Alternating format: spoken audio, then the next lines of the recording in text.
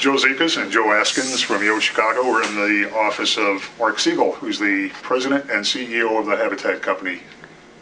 You had mentioned briefly Habitat's impact on Chicago, and I think as people look around the skyline, they'd be floored if they realize just how much of it traces to the Habitat Company. 17,000 units, I think you said. That's correct. When I think of Habitat, I think that the perception of what the company's done doesn't match up with reality in a number of ways. In particular, I think people see you today as a developer of luxury housing in prime areas. But when I look back in history, most of the locations you built in were speculative, and people said, what are they doing? I think that's a great point. I mean, in many ways, Dan was a trailblazer for us as an organization in terms of the development across Chicago. One of the first mixed income, mixed use developments was the South Commons development in the early 1960s on the south side of Chicago, which 25 blocks, I think it spans, doesn't it? Correct, and it's just an extraordinary development.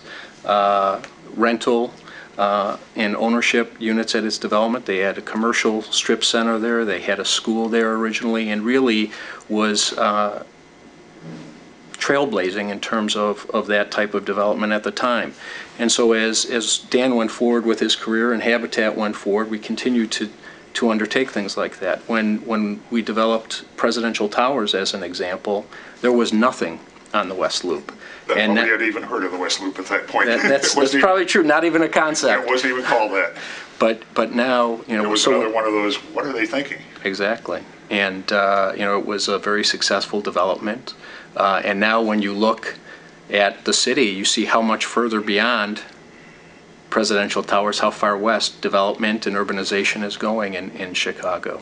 Even the prime Lincoln Park locations at Clark and Armitage were at a time when Lincoln Park was still speculative. That's exactly right. And River North, where you've developed quite a bit, there was nothing. I mean, there was nothing here. There was warehouses. There was parking lots. I mean, you know, we can look out the window here and see Kinsey Park, which is across the river from our offices here, and is an ownership development. It has a high-rise condominium tower, townhomes, and a mid-rise development, and that was parking lots at the time. And it all dates back to Dan's connection to this area with East Bank Club, which, again, when East Bank Club was originally developed, there was nothing here. So it's, you're right. As you look around, you see the impact of Dan's touch around the city of Chicago, and that's continued in a different way as well over the past roughly 20 years in terms of our being a partner with the Chicago Housing Authority on the plan for transformation. So let's come back to that at a later point, but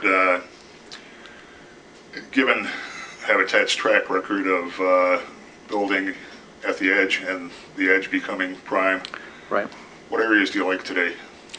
Well, interestingly, I think the trends are going to lead us back to the urban core.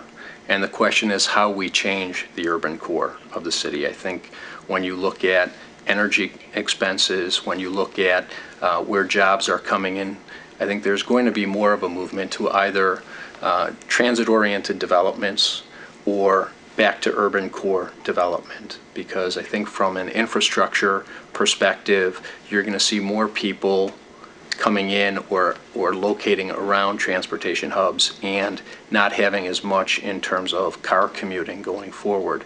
So what we're trying to do is look at creative ways to make use of existing areas within urban centers that we can develop that are underutilized, whether it's an underutilized area or an underutilized property that we could reposition to place in a better place. So when you say urban centers, you're also looking beyond Chicago? We are looking beyond Chicago.